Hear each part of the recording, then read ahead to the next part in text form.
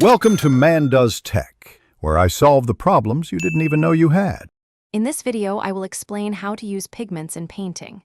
Pigments are the very essence of color, finely ground powders that, when mixed with a binder, transform into paint. Understanding their fundamental nature is your first step.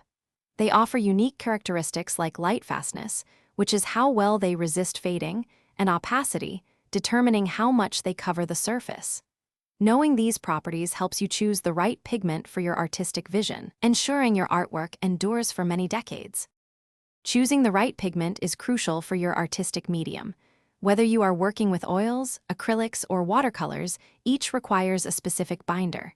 Consider the pigment's transparency. Some are opaque, while others are translucent, allowing light to pass through. Also, evaluate its tinting strength, which indicates how much color it imparts when mixed. Natural pigments come from minerals or plants, while synthetic ones are engineered for consistent quality and specific hues, offering a broad palette for your creations. Once you have your pigments, the next step is mixing them with a binder to create your paint. Precision is key here. Measure your pigment and binder accurately, perhaps using a ratio of 1 part pigment to 1 part binder as a starting point, adjusting as needed.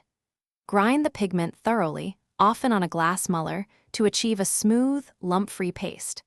Add the binder gradually, stirring until you reach your desired consistency. Always test your mixture on a scrap surface before applying it to your final artwork. With your paint prepared, it is time for application. For greater control and depth, apply your paint in thin, even layers.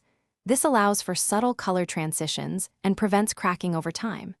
Experiment with various brushes, palette knives, and other tools to create different textures and effects.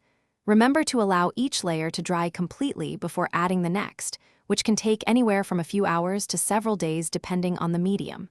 Finally, protect your finished masterpiece with a suitable varnish to ensure its longevity. Thanks for watching. If you found this helpful, don't forget to like and subscribe.